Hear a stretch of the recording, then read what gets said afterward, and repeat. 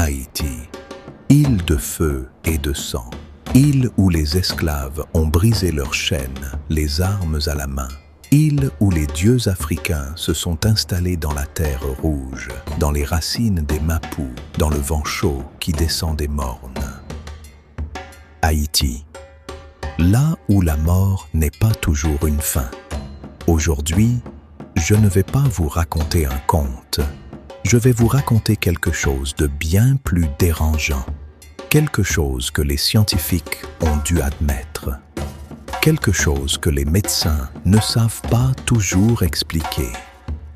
Quelque chose que les habitants de l'île vivent encore, dans leur chair, dans leur peur de chaque nuit. Je vais vous parler des zombies, pas ceux des films hollywoodiens. Pas ces créatures pourrissantes qui courent en horde dans les rues. Non, je vous parle de quelque chose de bien plus subtil et de bien plus terrifiant, parce que le zombie haïtien, lui, il vous regarde avec vos propres yeux. Il marche avec votre propre corps. Mais il n'est plus là. L'être humain qu'il était a disparu. Pour comprendre le zombie, il faut d'abord comprendre la terre qui l'a enfanté. Le vaudou n'est pas une secte, ce n'est pas de la superstition de primitifs, comme les colons aimaient à le dire. C'est une religion millénaire, une religion de résistance, une religion de survie. Quand les Africains furent arrachés à leur terre, Dahomey, Yoruba, Congo, et jetés dans les cales des bateaux négriers, ils emportèrent avec eux ce qu'on ne pouvait pas enchaîner, leur foi, leur Dieu, leur façon de parler au monde invisible. Sur la terre d'Haïti, ces traditions se mélangèrent, se transformèrent et donnèrent naissance au vaudou haïtien. Dans ce système du monde, l'univers est peuplé d'esprits que l'on appelle les Loas. Ogu, le dieu guerrier. Erzuli, déesse de l'amour. Baron Samedi, maître des morts, avec son chapeau haut de forme noire et son rire qui fait trembler les pierres des cimetières. Ces Loas ne sont pas lointains. Ils ne regardent pas les humains depuis des nuages dorés. Ils descendent. Ils possèdent. Ils parlent à travers les corps des initiés, lors des cérémonies sacrées. Et dans ce monde où la frontière entre les vivants et les morts est aussi mince qu'une feuille de bananier, certains hommes ont appris à jouer avec ce voile. On les appelle les bokors. Un bokor n'est pas simplement un sorcier, c'est un homme ou une femme qui a reçu un don terrible. La capacité de servir les Loas avec les deux mains. La main droite pour soigner, la main gauche pour détruire. La communauté le redoute autant qu'elle le respecte. On va le voir pour guérir une maladie mystérieuse. On va le voir pour protéger sa famille contre un ennemi. Mais on parle de lui à voix basse. On ne prononce pas son nom après la tombée de la nuit. Car le bokor possède un secret que les anciens n'enseignent qu'aux initiés dans l'obscurité des temples, sous serment de silence. Ce secret, c'est la poudre. On l'appelle le coup de poudre, ou parfois le vrai poudre. Cette poudre est préparée avec une patience et un savoir extraordinaires. Elle contient des éléments tirés de la nature, des os de mort broyés, des herbes connues de lui seul et surtout, une substance extraite d'un poisson, le fugu des Caraïbes, le poisson globe, dont le foie, les ovaires et la peau contiennent l'une des toxines les plus puissantes de la nature, la tétrodotoxine, une substance qui, introduite dans le corps humain à la bonne dose, et c'est là tout l'art du bokor, plonge la victime dans un état qui défie la médecine. Le cœur ralentit. La respiration devient imperceptible. Les muscles se figent. La température corporelle chute, les pupilles se dilatent et la personne a tout l'air d'être morte. Imaginez, vous êtes une femme ou un homme dans un village haïtien. Vous avez un ennemi. Peut-être avez-vous pris la terre d'un autre. Peut-être avez-vous offensé quelqu'un de puissant. Peut-être simplement, vous étiez là, au mauvais endroit. Un soir, vous sentez quelque chose. Une brûlure légère sur la main. Une piqûre dans le dos. Rien de grave. Vous n'y pensez pas. Mais, dans la nuit, quelque chose change. Vous vous sentez lourd. Vos membres ne répondent plus. La panique monte, mais votre corps refuse de bouger. Vous entendez tout. Vous voyez tout à travers des paupières que vous ne pouvez pas fermer. Vous entendez votre famille qui appelle votre nom. Vous entendez les pleurs. Vous voulez crier « Je suis là. Je suis vivant. Ne m'enterrez pas. » Mais votre bouche est scellée. Votre gorge est de pierre.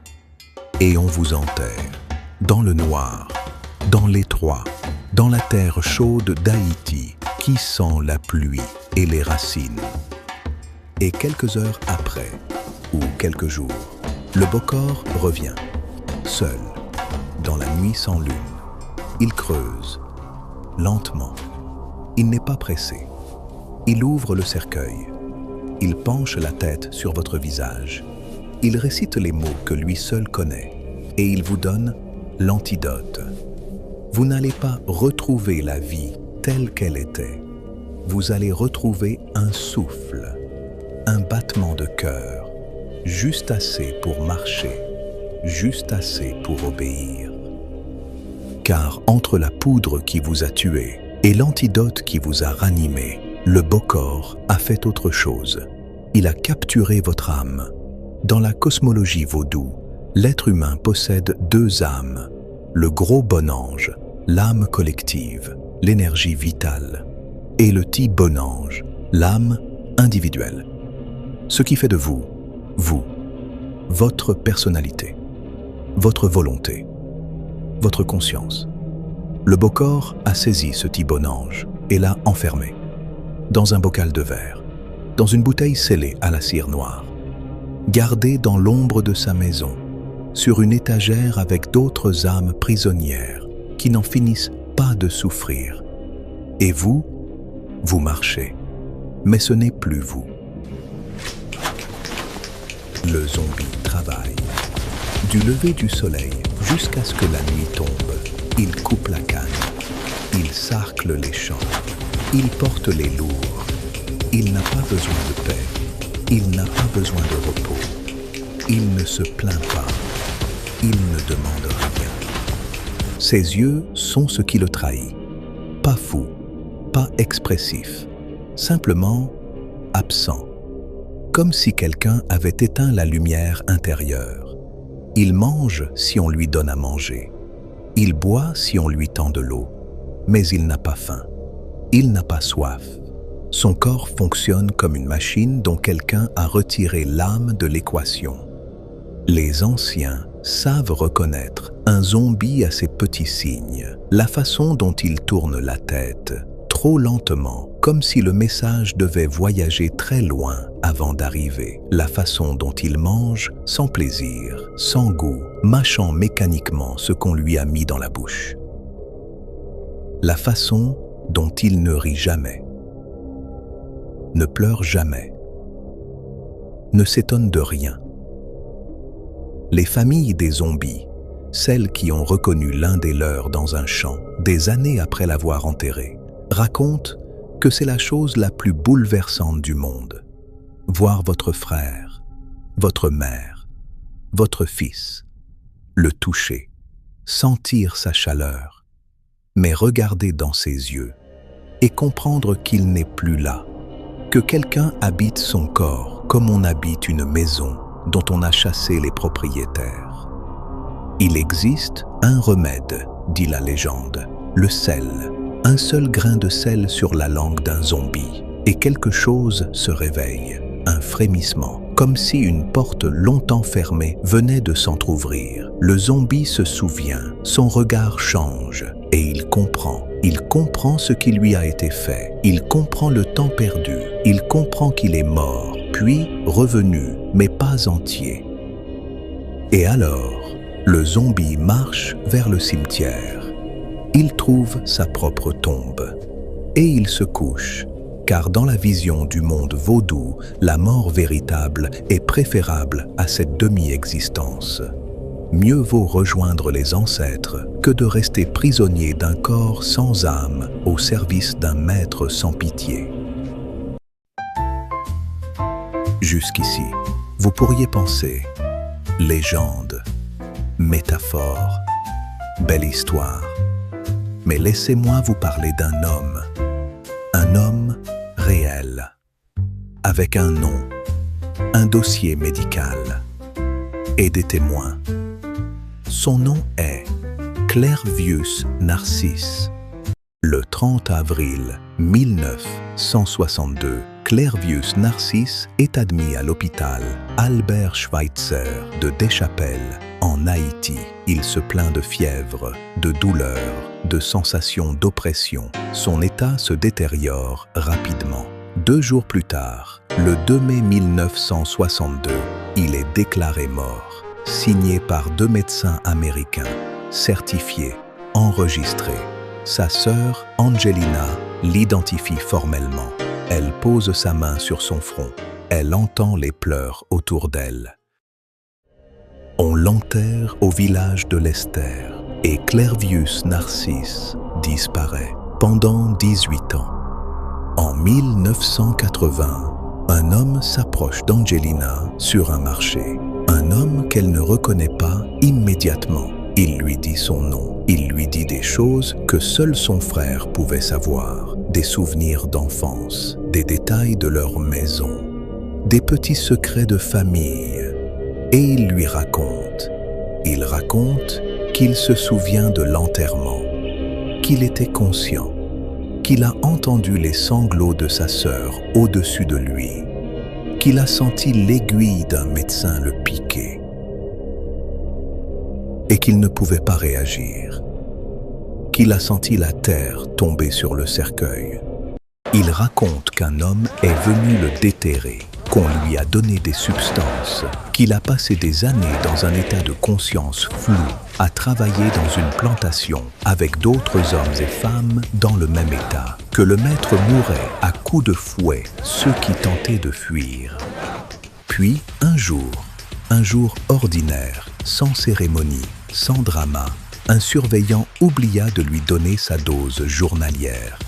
Juste un oubli, une négligence. Un homme distrait. Et dans ce vide, dans cette absence de poison, quelque chose se rouvrit dans l'esprit de Clervius Narcisse. Lentement, comme un homme qui émerge d'un rêve trop long, comme une conscience qui reprend possession d'un corps qu'elle avait perdu.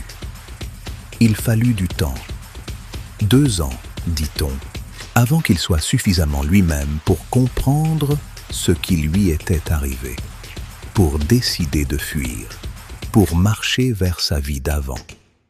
Et Clervius Narcisse a marché pendant des années encore, trop effrayé pour rentrer, de peur que celui qui avait commandité son zombification, car il avait compris que c'était un membre de sa propre famille pour une histoire de terre, soit encore en vie.